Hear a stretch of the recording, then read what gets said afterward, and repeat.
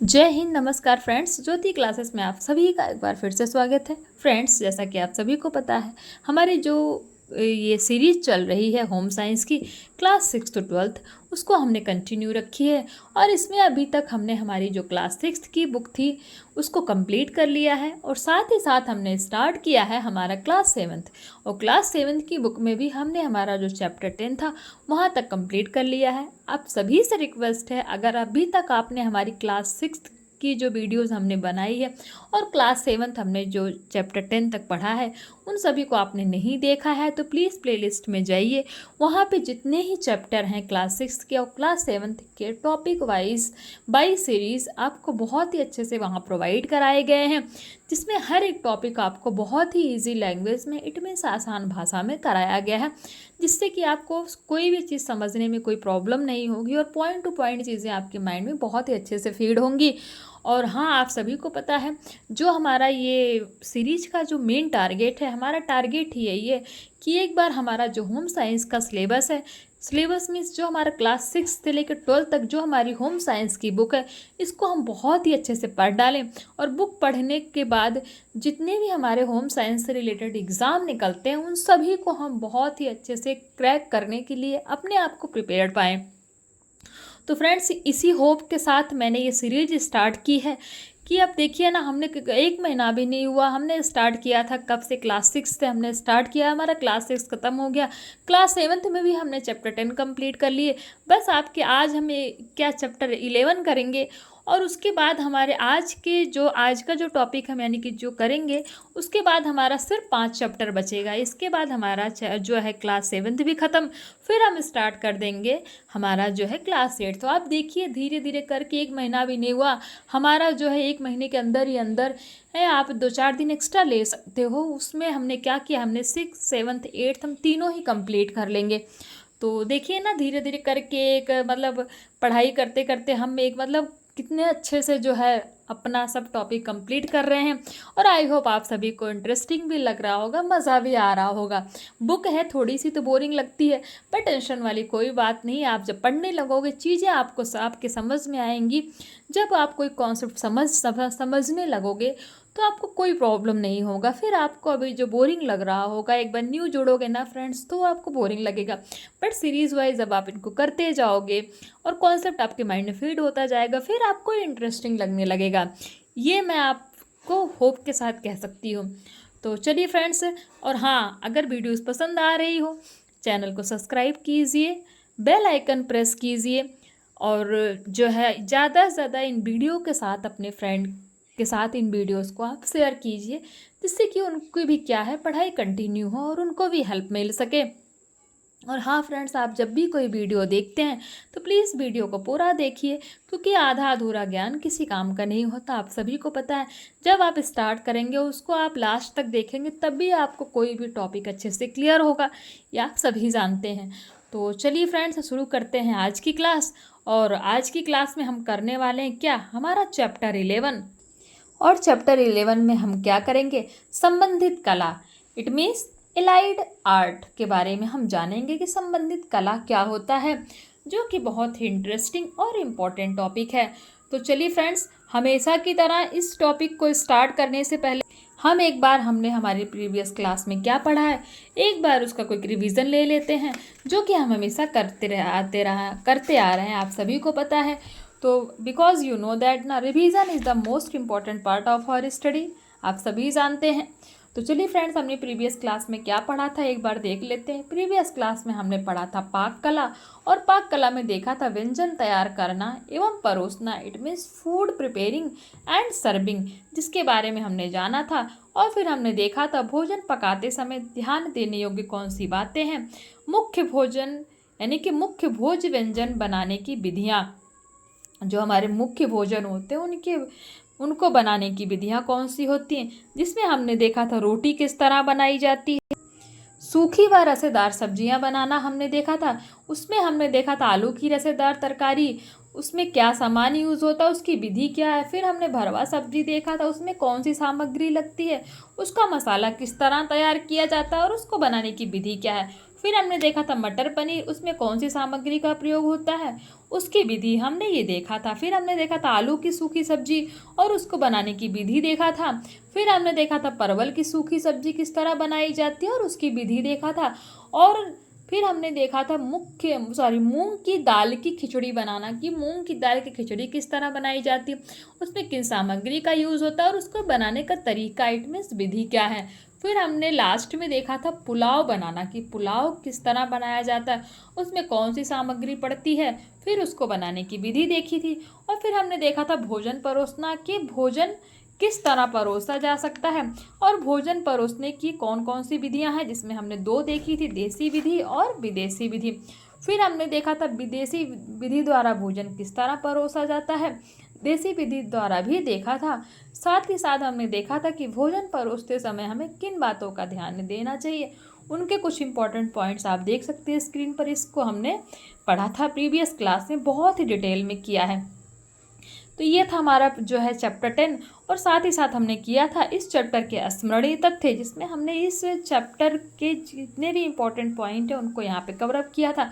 साथ ही साथ इनकी प्रश्नावली, और प्रश्नावली में देखा था सही गलत, रिक्त स्थान, और जो है क्या देखा था हमने, बहुविकल्पीय प्रश्न। तो ये सब हमने फ्रेंड्स चैप्टर 10 में किया था। आई होप एक बार आपका क्विक रिवीजन हो गया होगा। तो चलिए देखते हैं आज का हमारा जो टॉपिक है। आज का हमने जैसे आपको बताया हमारा टॉपिक है संबंधित कला, और संबंधित कला आज हम पढ़ेंगे। देखते हैं ये होता क्या है। विज्ञान किसी वस्तु की वास्तविकता के दर्शन कराता है, जबकि कला वस्तु के सुंदर पक्ष की व्याख्या कराती है। मनुष्य सदैव ही प्रकृति की सुंदर वस्तुओं का उपासक रहा है। अपने मनोभावों को व्यक्त करने के लिए वह जिन माध्यमों का प्रयोग करता है वे सभी इस कला से संबंधित हो जाते हैं। इस कला का ज्ञान मनुष्य को अपनी भावना को प्रकट करने के लिए आवश्यक है। अब देखते हैं कला होता क्या है। कला की परिभाषा, कोई भी रचना जो मानव के मन में आनंद का सृजन करती है, यानी कि आनंद देती है, वह कला कहलाती है। कला के बिना विकास का सौंदर्य विकसित नहीं हो सकता। संबंधित कला का अर्थ एवं परिभाषा, यानी कि जो हमारा टॉपिक है संबंधित कला। अब हम इसका अर्थ देखते हैं, इसकी परिभाषा की संबंधित कला। ये तो हमने कला देखी, अब हम संबंधित कला के बारे में जानते हैं क्या होता है। गृह शिल्प में संबंधित कला से तात्पर्य उस रचना से है जो घर को सजाने, आकर्षक एवं मनोहारी बनाने में सहायता करती है। या फिर हम संबंधित कला को इस प्रकार भी परिभाषित कर सकते हैं कि संबंधित कला वह विद्या है जो गृहिणी को अपना घर सुंदर एवं आकर्षक बनाने की विधियों का ज्ञान कराती है। गृह कला में भोजन बनाना व परोसना, वस्त्रों की सिलाई करना, कढ़ाई, बुनाई तथा घर के साज सज्जा आदि सभी संबंधित कला के अंतर्गत आती है। बालिकाओं के लिए संबंधित कला का महत्व एवं प्रयोग जानना भी अति आवश्यक है। तो आपने जाना कि संबंधित कला क्या होता है, तो संबंधित कला में क्या हो, गृह विज्ञान में संबंधित कला किसको कहते हैं, भोजन बनाना व परोसना, वस्त्रों की सिलाई करना, कढ़ाई बुनाई तथा घर की साज सज्जा, इसका जो ज्ञान होता है इसी को हम क्या कहते हैं, इसी को हम कहते हैं संबंधित कला है। इट मीन्स एलाइड आर्ट के, इसी को हम बोलते हैं। आपने समझा कि जो है संबंधित कला किसे कहते हैं। अब संबंधित कला का महत्व एवं उपयोगिता क्या है, कि हमारे जीवन में हमने तो जान लिया संबंधित कला क्या है। भोजन बनाना आना चाहिए, जिसको परोसना भी आता है, वस्त्रों की सिलाई करना आता है, कढ़ाई बुनाई तथा घर की साज सज्जा जिसको आती है उसी को संबंधित कला का ज्ञान है। बट संबंधित कला का महत्व एवं उपयोगिता क्या है हमारे जीवन में, देखते हैं।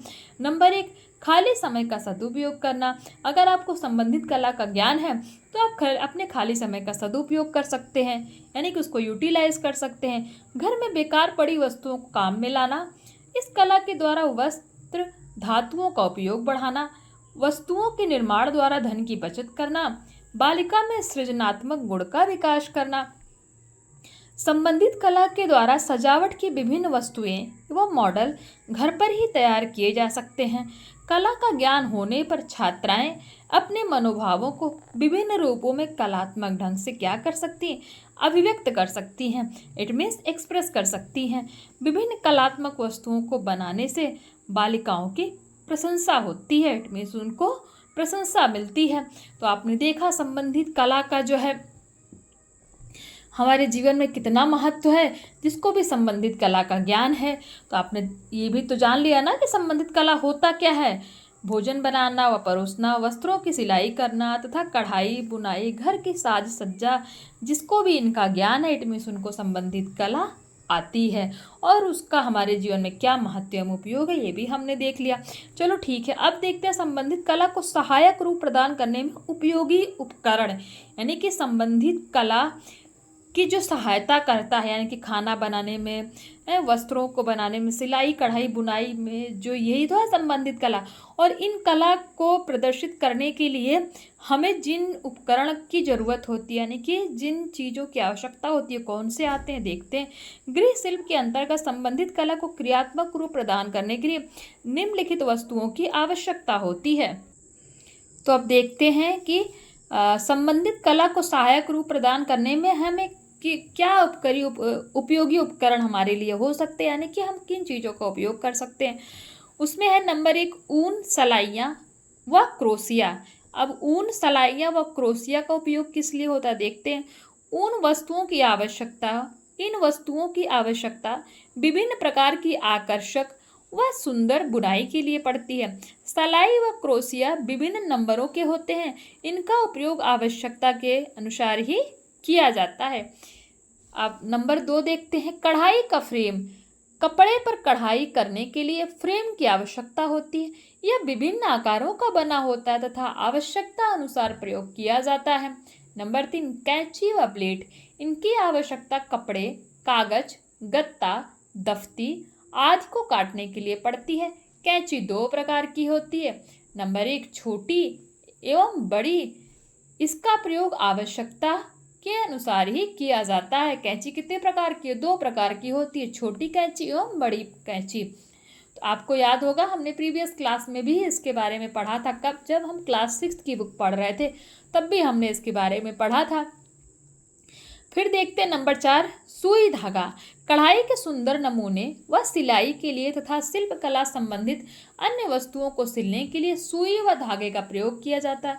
नंबर 5 गोंद या फेविकोल। अब इसका उपयोग किस लिए किया जा सकता है देखते हैं। इनका प्रयोग सजावटी वस्तुएं बनाते समय कागज, शीशे, मोती या अन्य वस्तुओं को चिपकाने के लिए किया जाता है। नंबर 6 इंची टेप। यह प्लास्टिक एवं कपड़े का बना होता है तथा विभिन्न प्रकार के नाप लेने के लिए इसका प्रयोग किया जा सकता है। तो आप ये देख रहे हैं स्क्रीन पर, यहाँ पे दिख रहा है ना आपको कि ऊन है, क्रोशिया है, कैंची है, तो ये सब के बाद धागे हैं, आप देख रहे हैं ना इन सबको। तो इन सभी का उपयोग किया जाता है।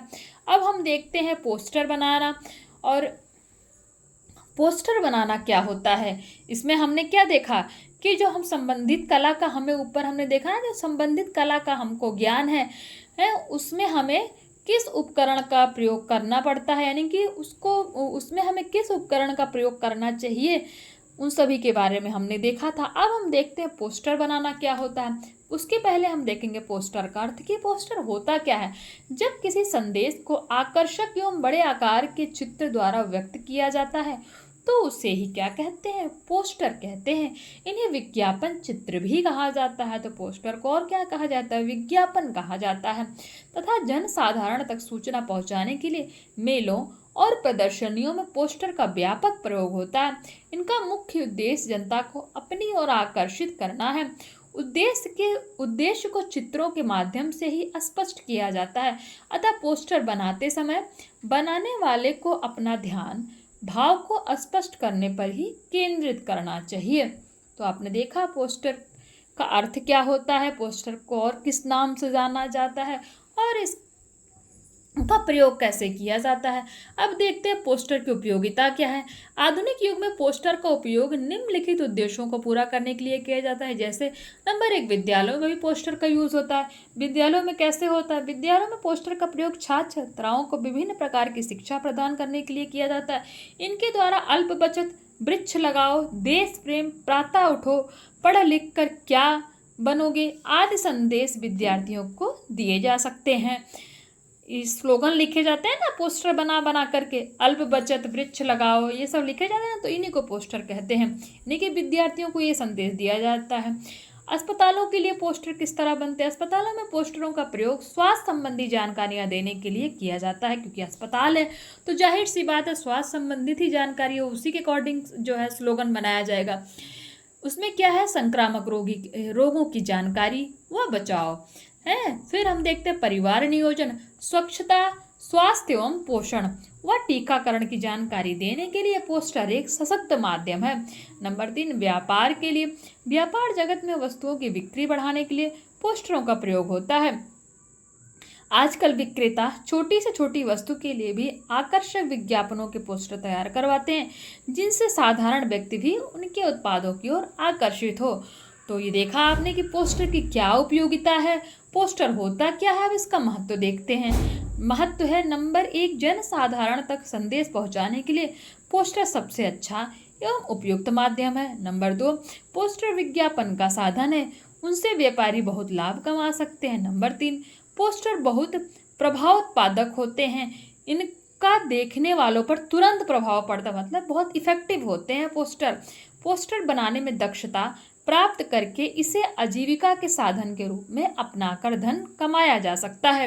यानी कि जिसको भी पोस्टर बनाना आता हो, जो भी पोस्टर में दक्ष हो, बना सकता हो, उसमें सक्षम हो बनाने में, वो क्या कर सकता है, इसको अपना व्यवसाय बनाकर इससे पैसा कमा सकता है। नंबर 5, पोस्टर के माध्यम से अनपढ़ व्यक्ति भी चित्र में दी गई वस्तुओं की जानकारी प्राप्त कर लेता है। पोस्टर के अंग, पोस्टर बनाना भी एक कला है, इसके मुख्य अंग अग्रलिखित है, यानी कि आगे लिखे हुए। देखते हैं क्या है। नंबर 1, चित्र। पोस्टर के लिए चित्र का चुनाव करना एक अत्यंत महत्वपूर्ण कार्य है। पोस्टर का चित्र बड़ा आकर्षक, स्पष्ट व प्रभावशाली होना चाहिए, जिससे वह दूर से ही व्यक्तियों को अपनी ओर आकर्षित कर सके। चित्र पूर्ण रूप से पोस्टर में दर्शाए जाने वाले संदेश एवं उद्देश्य से संबंधित होना चाहिए। हैं, जैसे सपोज आप मान लो कि आप पोस्टर बना रहे हो बेटी बचाओ बेटी पढ़ाओ का, और बनवा रहे हो और उस चित्र के माध्यम से कुछ और ही दिख रहा हो, तो यानी कि जो आपका टॉपिक है उसी से रिलेटेड आपका पोस्टर होना चाहिए, जिससे कि जिसको पढ़ना भी ना आ रहा हो वो पोस्टर में चित्र देखकर ही समझ जाए कि आप कहना क्या चाह रहे हो। नंबर 2, रंग। पोस्टर बनाने के लिए चमकीले रंगों का प्रयोग करना सर्वाधिक उपयुक्त रहता है। चटक रंग पोस्टरों को आकर्षक बना देता है। नंबर 3, शीर्षक। चित्र और रंगों के समान ही पोस्टर का शीर्षक भी अत्यंत महत्वपूर्ण होता है। पोस्टर का शीर्षक बड़े बड़े व सुंदर अक्षरों में लिखा होना चाहिए। शीर्षक को छोटा और प्रभावशाली भी होना चाहिए। पोस्टर में जितनी सुंदर से सुगठित शब्दावली का प्रयोग किया जाएगा वह उतना ही प्रभाव उत्पादक और लाभकारी सिद्ध होगा। पोस्टर बनाने में सावधानी कि जब पोस्टर बनाया जा रहा हो तो हमें किन किन सी सावधानियों को रखना चाहिए, देखते हैं। पोस्टर बनाना भी एक कला है। एक प्रभावशाली व उद्देश्यपूर्ण पोस्टर बनाना कोई सरल कार्य नहीं है। इसे बनाने से पूरे संदेश व उद्देश्य को व्यक्त करने के लिए डिजाइन का चुनाव करना होता है। इसके पश्चात रंग व भाषा का चुनाव भी बहुत महत्वपूर्ण होता है। यानी कि जब आप पोस्टर बना रहे हो तो उसके पहले देखना है कि आपको वो पोस्टर ऐसी भाषा में बनाना है, यानी कि ऐसी भाषा में उसको लिखना है जिससे कि सभी को समझ में आए। और जो पोस्टर का रंग भी होना चाहिए, ऐसा होना चाहिए जो कि देखने में आकर्षक लगे, अट्रैक्टिव लगे। तो पोस्टर बनाने इसके पश्चात, यानी कि जब भी आप पोस्टर बनवा रहे हो तो इसके पहले पश्चात मतलब पहले इन 2 चीज़ों का चुनाव भी आपका होना बहुत महत्वपूर्ण है। अतः पोस्टर बनाते समय निम्नलिखित बातों का ध्यान रखना आवश्यक है। देखते हैं कौन कौन सी बातें हैं। पोस्टर में छोटे चित्रों का प्रयोग करना ठीक नहीं रहता, यानी कि जो चित्र हो वो बड़े दिखे। पोस्टर की विषय वस्तु उद्देश्य के अनुरूप ही होनी चाहिए। एक ही पोस्टर में अनेक विषयों के चित्र एक साथ नहीं बनाने चाहिए। पोस्टर के अक्षर अधिक बड़े या छोटे नहीं होने चाहिए। पोस्टर का शीर्षक छोटा, सरल व विषय अनुकूल होना चाहिए। पोस्टर के रंग आकर्षक व चमकीले होने चाहिए। पोस्टर का वर्गीकरण। पोस्टर अनेक प्रकार के होते हैं, निम्न प्रकार से वर्गीकृत किया जा सकता है, देखते हैं। नंबर 1, शिक्षा संबंधी पोस्टर, घरेलू जीवन से संबंधित पोस्टर। नंबर 3, स्वास्थ्य संबंधी पोस्टर, कृषि संबंधी पोस्टर, उद्योग तथा व्यापार संबंधी पोस्टर, धर्म संबंधी पोस्टर।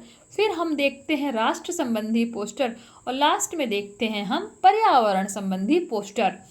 तो नंबर 9 देखते हैं सामाजिक समस्याओं से संबंधित पोस्टर, दहेज उन्मूलन, बाल विवाह, मद्य निषेध, जनसंख्या नियंत्रण, परिवार नियोजन तथा धूम्रपान निषेध आदि विषयों पर बने पोस्टर इस श्रेणी में आते हैं।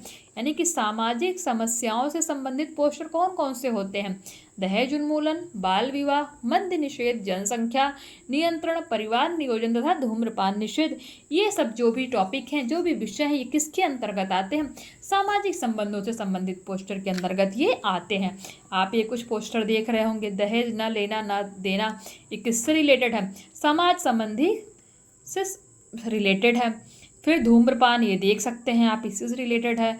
फिर छोटा परिवार व सुखी परिवार, ये भी क्या है? जनसंख्या नियंत्रण है ना, हमने पढ़ा, इससे रिलेटेड है कि जनसंख्या पर नियंत्रण, यानी कि जो हमारी क्या बोलते हैं पॉपुलेशन है उस पर कंट्रोल होना चाहिए, हैं। तो ये इसे देखिए, आप देख सकते हैं चित्र के माध्यम से, आपको अच्छे से समझ में आ रहा होगा। अब हम देखते हैं अल्पना व रंगोली क्या होती है। अल्पना और चौक पुराना एक ही शब्द के पर्याय हैं, यानी कि आप चाहे अल्पना बोले चाहे चौक पुराना बोले, बात एक ही है। हमारे देश में इसका प्रचलन हजारों साल से है।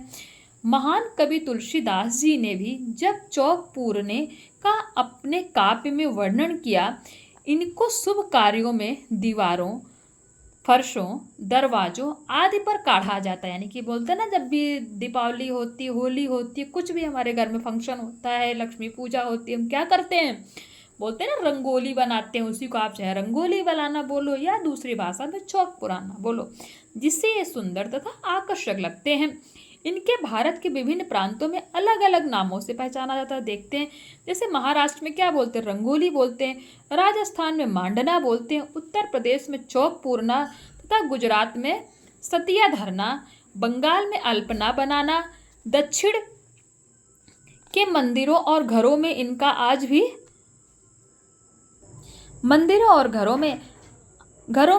आज भी इतना प्रचलन है कि प्रतिदिन दरवाजों को गृहिणी सजाती है। कैसे? रंगोली बना करके। अब देखते हैं अल्पना या रंगोली बनाने की सामग्री, यानी कि जब भी आपको अल्पना या रंगोली बनाने की आवश्यकता हो, जब भी आपको बनाना है, तो आपको कौन सी सामग्री की जरूरत पड़ती है उसके बारे में देखते हैं।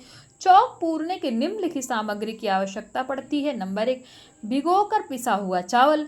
नंबर 2, आटा। नंबर 3, पिसी हुई हल्दी। नंबर 4, रोली। नंबर 5, गेरू। नंबर 6, रामरज। नंबर 7, खड़िया। नंबर 8, गुलाल। नंबर 9, रंगा हुआ लकड़ी का बुरादा। नंबर 10, दालें। नंबर 11, रंगा हुआ चोकर। नंबर 12, ईंट का पिसा चूरा। नंबर 13, फूलों की पंखुड़ियाँ है। तो इन सब चीज़ों से क्या होती है? रंगोली बनाई जाती है। अब देखते हैं रबर व पेंसिल की किस लिए आवश्यकता होती है? आलेखन बनाने के लिए, यानी कि मॉडल तैयार करने के लिए रंगोली की क्या होती है? आवश्यकता होती है। स्केल, रेखाएं खींचने के लिए। तो इन सभी चीज़ों की क्या होती है? रंगोली बनाने के लिए आवश्यकता होती है। यानी कि जब भी हम रंगोली बनाते हैं तो इन सभी सामग्री की आवश्यकता पड़ती है। अब देखते हैं अल्पना बनाने या चौक पूरने की विधि। अल्पना बनाने की विधि निम्न प्रकार है।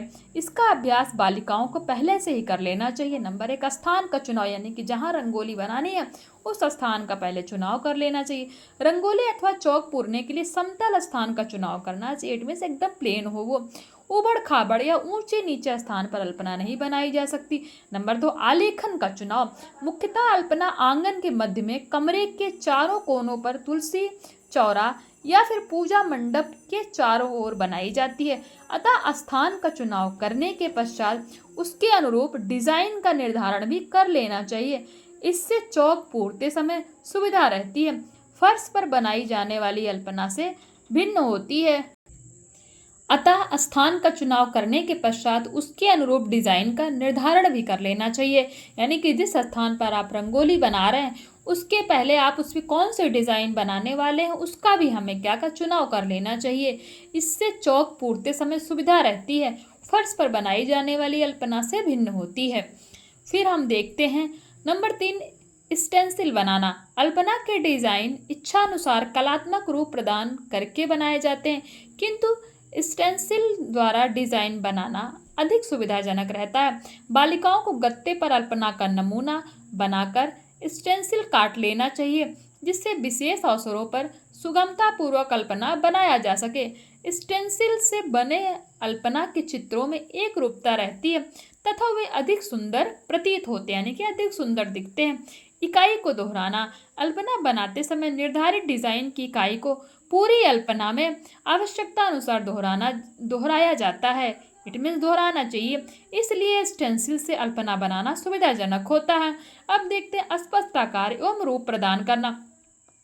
अल्पना का डिजाइन निश्चित करने के पश्चात पानी में पिसे चावल अथवा चौक की सहायता से पूरी अल्पना की इकाई को एक निश्चित रूप एवं आकार प्रदान किया जाता है। नंबर 6, अल्पना की सजावट। धरातल पर अल्पना के डिजाइन बना लेने के पश्चात उसे सुंदर एवं आकर्षक बनाने के लिए उसे विविध रंगों, गुलाल, आटा, हल्दी, रोली, गेरू या फूल की पंखुड़ियों द्वारा सजाया जाता है। अल्पना के मध्य भाग में तथा चारों कोनों पर सजे हुए दीपक या मंगल कलश रखकर अल्पना के सौंदर्य को द्विगुणित किया जाता है, यानी कि दो गुना बनाया, यानी कि अगर आप सौंदर्यता उसको सजा देंगे तो अल्पना की जो सुंदरता है वो दो गुनी हो जाएगी। यहाँ पे एक वर्ड था फ्रेंड्स, धरातल। धरातल मतलब जो क्या है, हमारी जमीन, हमारी पृथ्वी, हम जमीन पर ही बनाते हैं ना रंगोली। फिर हम देखते हैं अल्पना बनाते समय सावधानी, यानी कि जब भी हम अल्पना बना रहे हो तो हमें कौन सी सावधानियां रखनी चाहिए। इट मीन्स किन बातों का ध्यान रखना चाहिए, देख लेते हैं। नंबर 1, सीधी एवं सरल रेखाओं का प्रयोग करना चाहिए। अल्पना में बहुत बारीक एवं सूक्ष्म आलेखन नहीं बनाना चाहिए। अल्पना के मध्य में ऊंच चक्र व स्वास्तिक का चिन्ह बनाना शुभ माना जाता है। अल्पना बनाने के लिए सुंदर तथा आकर्षक आलेखन का चुनाव करना चाहिए। अल्पना की बाहरी पत्तियां दोहरी बनानी चाहिए। आलेखन में कोई भी स्थान खाली नहीं छोड़ना चाहिए। अल्पना बनाने के पश्चात बाह्य रेखाओं को ठीक करने के बाद आसपास का स्थान किसी कपड़े की सहायता से स्वच्छ कर देना चाहिए। नंबर 8, अल्पना की सुंदरता बढ़ाने के लिए झालर का प्रयोग करना चाहिए।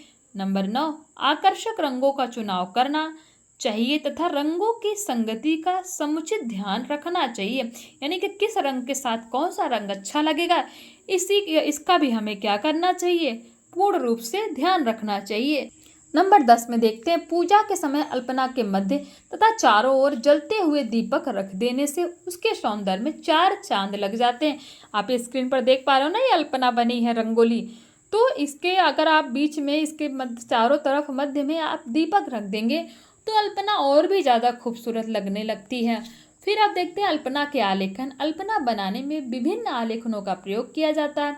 धरातल तथा दीवार पर बनाई जाने वाली अल्पना के आलेखन अलग अलग होते हैं। बालिकाओं की सुविधा के लिए यहाँ अल्पना के कुछ आलेखन दिए जा रहे हैं। तो यहाँ अल्पना के कुछ आलेखन दिए जा रहे हैं, आप ये स्क्रीन पर देख पा रहे होंगे।